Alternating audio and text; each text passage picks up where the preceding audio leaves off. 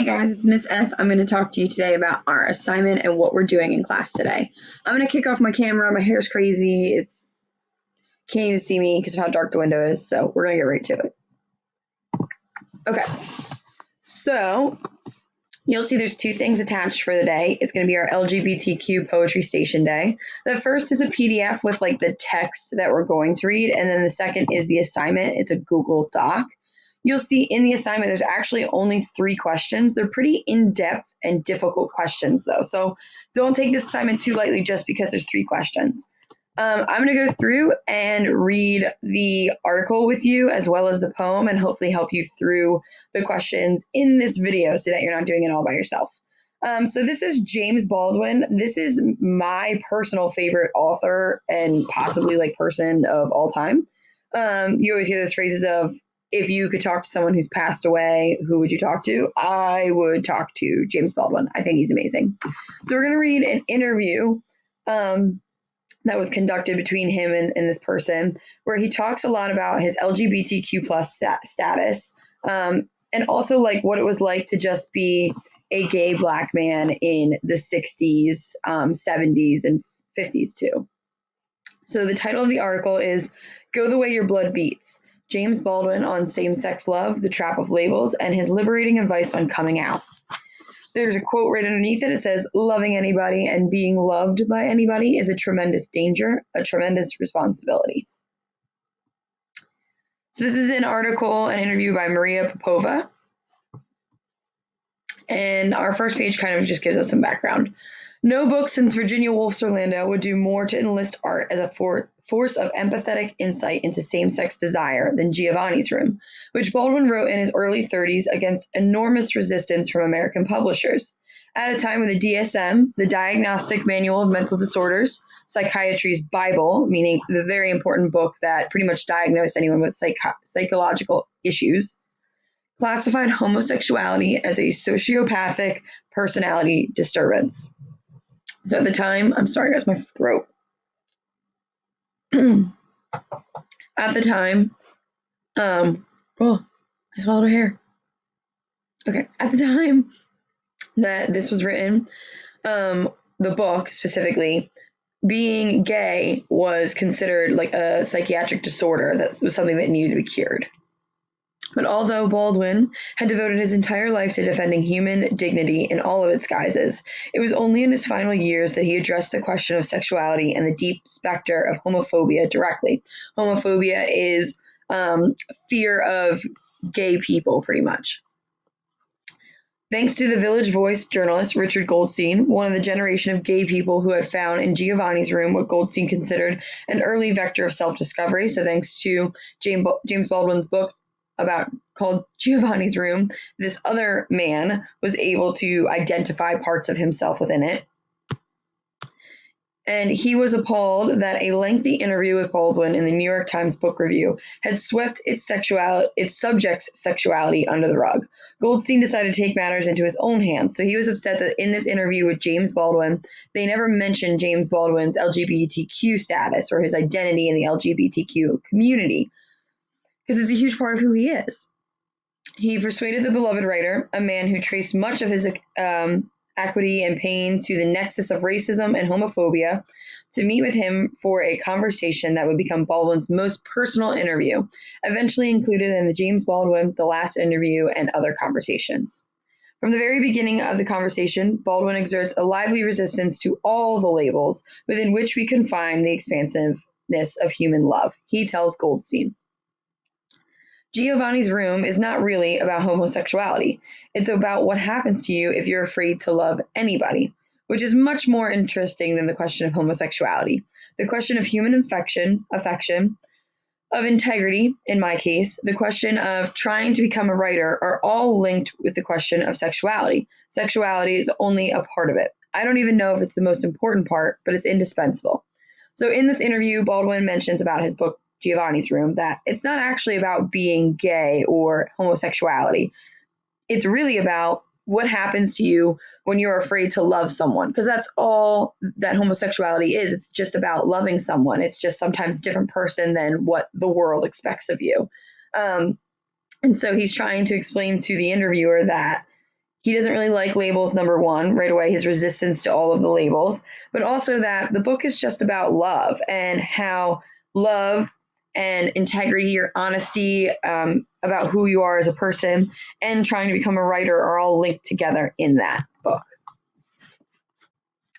Reflecting on what gave him the courage to release the novel in Europe, despite American publishers' vehement refusal to publish it, so America refused to publish it, Baldwin considers the deepest societal seabed of the malady of homophobia, symptoms of which we've begun to see anew all these decades later. Echoing Rilke's assertion that for one human being to love another, that is perhaps the most difficult of all our tasks. Baldwin tells Goldstein, it's very frightening. But the so called straight person is no safer than I am, really. Loving anybody and being loved by anybody is a tremendous danger, a tremendous responsibility.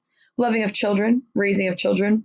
The terrors homosexuals go through in this society would not be so great if the society itself did not go through so many terrors which it didn't want to admit. The discovery of one's sexual preference doesn't have to be a trauma. It's a trauma because it's such a traumatized society.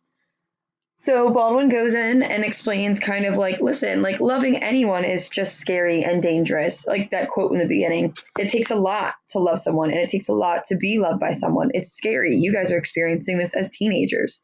And he even brings in children, like loving of children, figuring out how to raise children. That's scary too. And he explains that all of this is scary and it wouldn't be so scary to be gay if it wasn't so scary to love in general. Nothing would be so traumatic if we didn't make it such as a society. When Goldstein remarks 3 decades before this became a reality that he imagines the election of a black president would be better for gay people, Baldwin considers the cross-pollinatory empowerment of the disenfranchised. So this is where we kind of start building into not just identity of James Baldwin as gay, but also James Baldwin's identity as gay and black, how they intersect, how both of those sides of him have to find a way to live with one another. There is a capacity in Black people for experience, simply, and that capacity makes other things possible. It dictates the depth of one's acceptance of other people. The capacity for experience is what burns out fear, because the homophobia we're talking about really is just a kind of fear. And so they're talking about what would happen if they had a gay or if they had a Black president. Baldwin mentions that he thinks that Black people just have a higher tolerance for experience, meaning they're less afraid of things because they want to experience them. And so for them in the 60s, this is the 60s that this interview is happening, they believed that a Black president would be more beneficial for gay people because they're less afraid of experience and afraid of things, is what he's getting at. Affirming the notion that homosexuality is universal, Baldwin considers how language can be both the prison bars of our identity, so language can be the prison bars of our identity, of who we are, and the crowbar for breaking out of that prison, and what breaks us out of that prison. There's nothing in me that is not in everyone else, and nobody and everyone else that is not in me. We're trapped in language, of course, but homosexual is not a noun, at least not in my books. Perhaps a verb. You see, I can only talk about my own life. I loved a few people, and they loved me. It had nothing to do with these labels.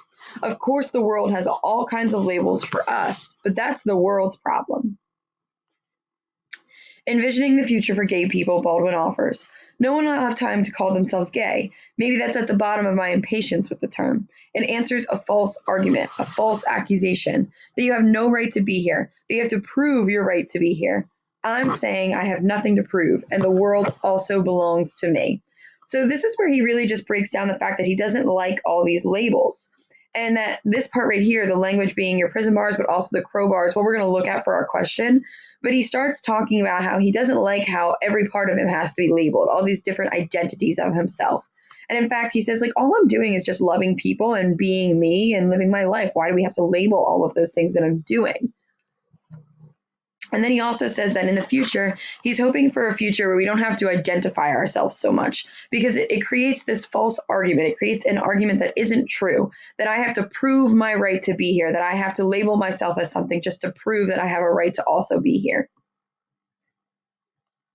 When Goldstein asks what advice he might have for people about to come out, Baldwin answers, The best advice I ever got was an old friend of mine, a black friend, who said you have to go the way your blood beats. If you don't live the only life you have, you will live some other life.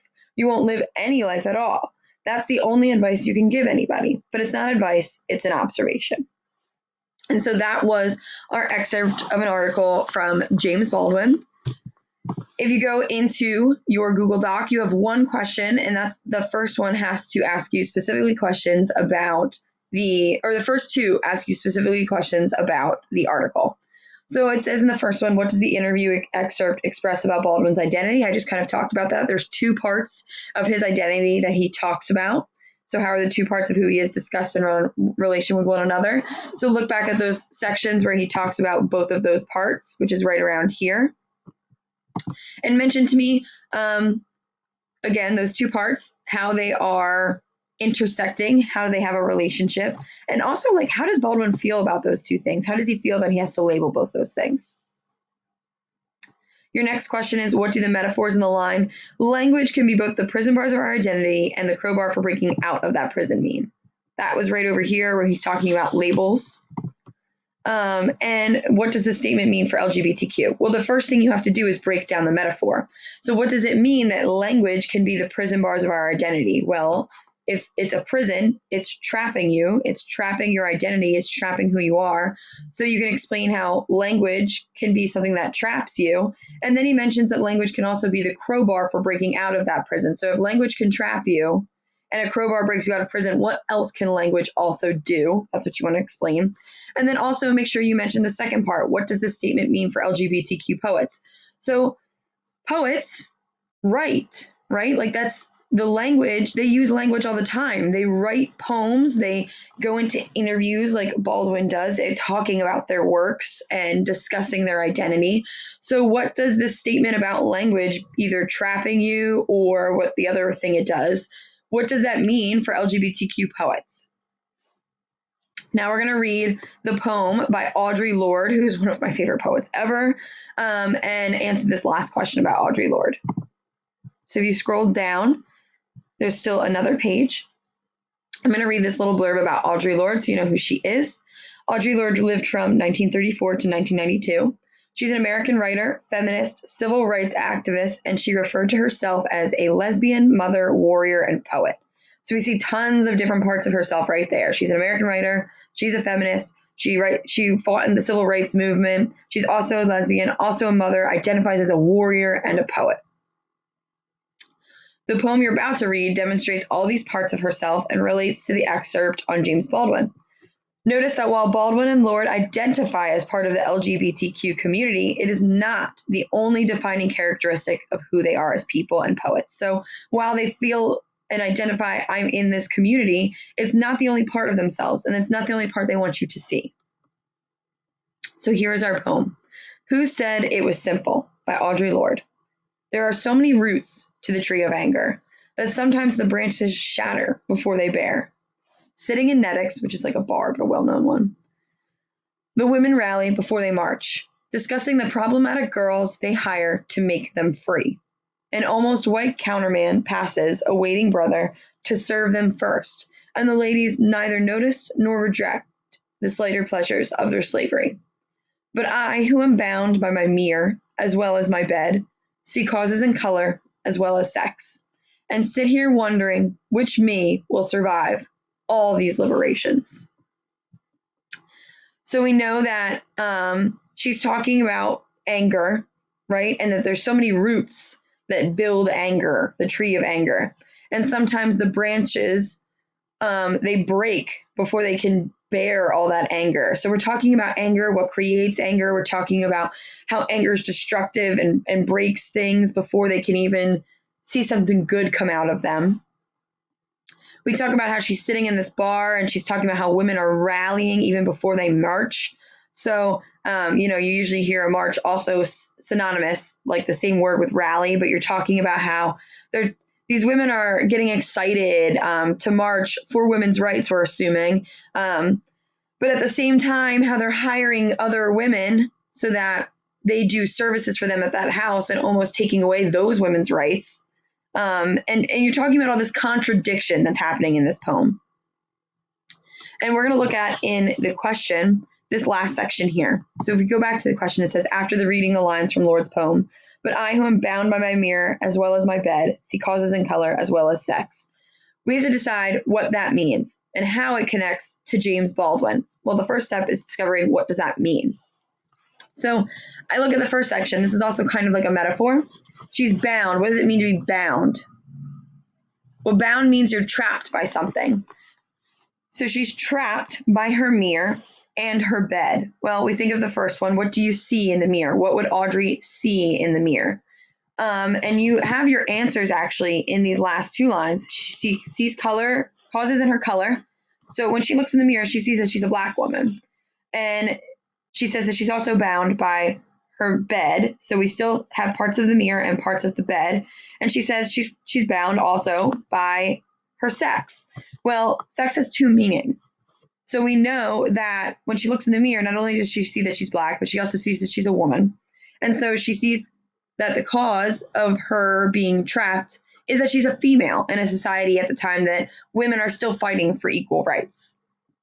So she sees that part of her is struggling with that. Then she also uses the word sex because it plays on it's a play on the words because it has two different meanings. And so she mentions how she's also bound by her bed. Well, we know as teenagers what the reference is to what's happening in the bed and with her. And we know that Audrey Lorde identifies part of the LGBTQ community. So she's saying that she also finds that some of the things that trap her is her sexual identity, right? Like who she has romantic relationships with.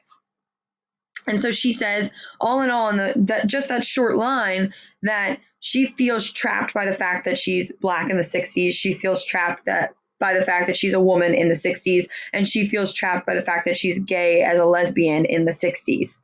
And so we talk about all of those things. And it says, how does that connect back to James Baldwin? Well, it's very similar to his own metaphor that he used in his interview. So you want to talk about how these two metaphors both talk about how language sometimes is trapping, but also what can it do and what are both of these people?